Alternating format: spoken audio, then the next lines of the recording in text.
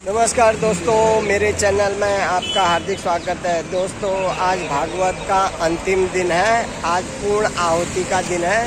दोस्तों, जो नया है मेरे YouTube चैनल पे लाइक सब्सक्राइब और दोस्तों के साथ शेयर कीजिए, और जो ऑलरेडी लाइक सब्सक्राइब किया है दोस्तों, वो लोग के लिए धन्यवाद।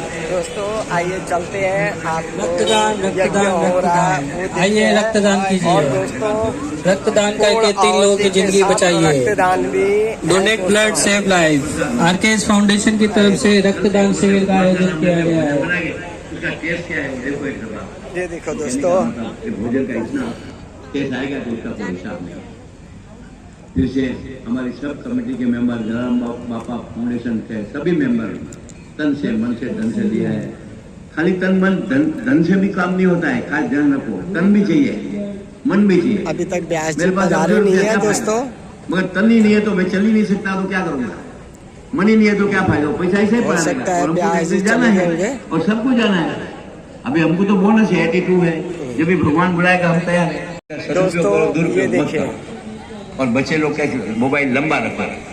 फिर से मैं राजपूत जी को, हमारी सब कमेटी, जलाराम बापा, जो भी ट्रस्टी, जो भी प्रमुख, जो भी हो गए अपने, जो मैं तो समझता हूँ दर बरस को रघुनाथ जी को बुलाओ। मैं भी आऊंगा 2 दफा, एक कथा में 2-3 दफा आऊंगा। उनकी कथा सुनने के लिए इतना आनंद मिलता है कि कुछ उसका हिसाब नहीं है। डोंगरे जी महाराज से उनकी कथा और उनकी कथा में कोई फर्क नहीं है।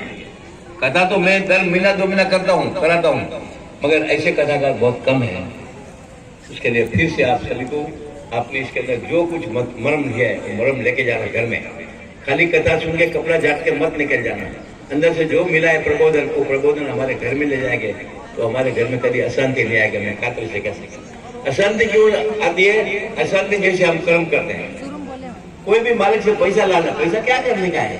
गलत मालिक से पैसा लाएगा तो हम लोग खा नहीं सकते, डायबिटीज हो जाएगा 50 वर्ष में। अभी 82 है, मैं 4 महीना आपूस खाता हूँ।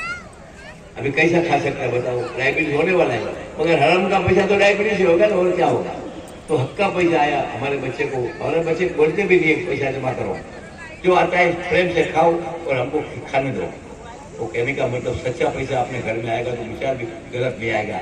बीड़ी पीने का विचार नहीं आएगा, सिगरेट पीने का नहीं, वसन करने का विचार नहीं आएगा। और 2 नंबर का पैसा आ जाएगा तो फिर सब कुछ आने वाला है। तो फिर अपने घर में शांति नहीं, अशांति आ जाएगी।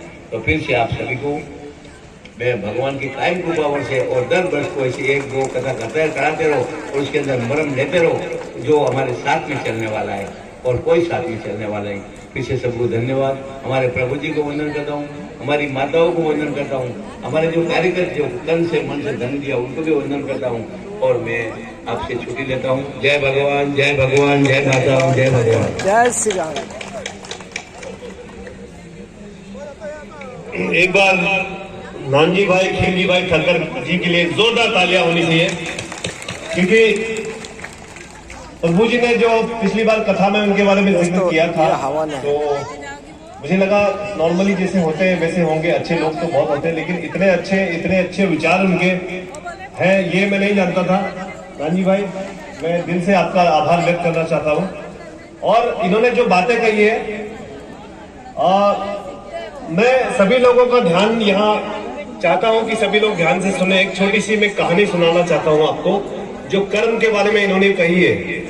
मुझे लगता है कि हर किसी इंसान को, चाहे वो किसी भी फील्ड में हो, उन्हें इस बात का ध्यान रखना चाहिए। और ये कहानी मैं नहीं जानता कि कितनी सच्ची है कितनी झूठी है, लेकिन इस कहानी ने मेरा जीवन बदल दिया। मेरी जिंदगी में एक नया मोड़ आया, और मैं अपने जितने भी स्टूडेंट्स हैं, मेरे पास 60-65 साल के भी स्टूडेंट हैं जिनको मैं सिखाता हूं, और उनको सबसे पहले मैं इसी तरह की बातें सिखाता हूं। मैं कोशिश करता हूं कि उनको सबसे पहले एक अच्छा इंसान बनाऊं। ये कहानी हजारों साल पहले की है। एक बार घने जंगल में, सब लोग ध्यान दीजिएगा, शायद आप लोगों को फायदा हो सकता है, जो यहाँ पे खड़े हैं आप लोग ध्यान दीजिएगा। हजारों साल पहले एक घने जंगल में मूसलाधार बारिश हो गई, आंधी तूफान, बहुत जोर की हवा चलने लगी। उस जंगल में जितने भी पशु पक्षी थे, सभी अपनी जान बचाने के लिए यहाँ वहां दौड़ने लगे, भागने लगे।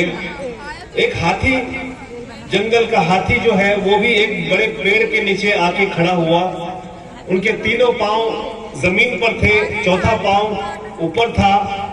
जैसे ही हाथी का चौथा पांव नीचे रखने गया, अचानक हाथी की नजर पड़ी अपने पांव के नीचे एक खरगोश का छोटा सा बच्चा, जस्ट बॉर्न बेबी, एक छोटा सा जन्मजात बच्चा जो है वो उसके पांव के नीचे कांप रहा था, बारिश में भीगा हुआ, अपनी माँ से बिछड़ गया।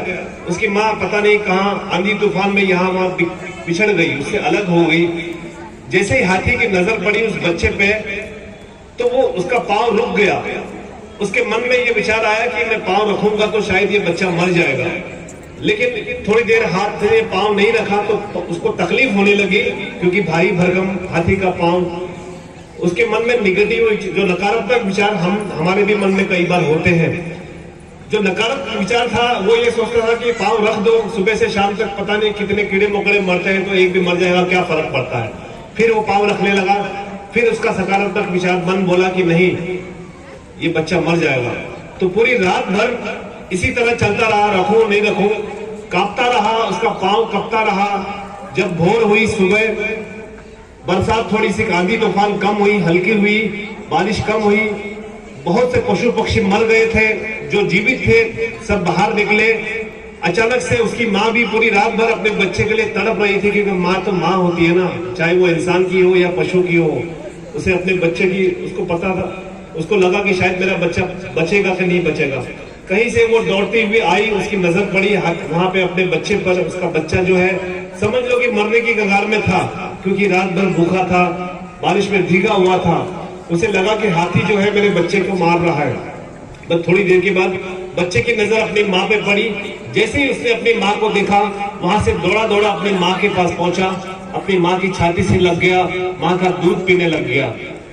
और माँ ने अपने बच्चे को बहुत सराहा। जैसे ही वो बच्चा जब वहां गया तो हाथी का पांव नीचे पटका। माँ की आंखों में आंसू थे, और उसके आंसू की हर एक बूंद उस हाथी को ये दुआ दे रही थी कि आज इस हाथी की वजह से मेरी कोख उजड़ने से बच गई है। तो बस पे खत्म कर रहा हूं। तो जैसे ही वो ये हुआ, उसके बाद हाथी वहां से चला गया, और उस आंसू जो खरगोश की जो माँ थी, उसके आंसू जो है उसको दुआ दे रहे थे।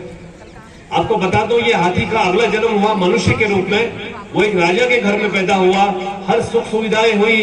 उसका नाम था सिद्धार्थ, आपने सुना होगा सिद्धार्थ। और जब वो मनुष्य के रूप में आया, उसके बाद उसने जब दूसरों के दुख देखे, उससे रहा नहीं गया, और दूसरों के खुशी के लिए, दूसरों के सुख के लिए, ज्ञान देने के लिए वो भगवान बन गया, जिसे हम भगवान गौतम बुद्ध के नाम से जानते हैं। ये कहानी कितनी सच है कितनी झूठ हम नहीं जानते, लेकिन हमें अपने जीवन में कभी, अगर हमारे जीवन में कभी कोई इस तरह का कोई खरगोश का बच्चा अगर या कोई भी प्राणी अगर आता है, तो हमें उसकी जान बचानी चाहिए। यदि हो सके तो हम किसी का भला कर दें, नहीं हो सके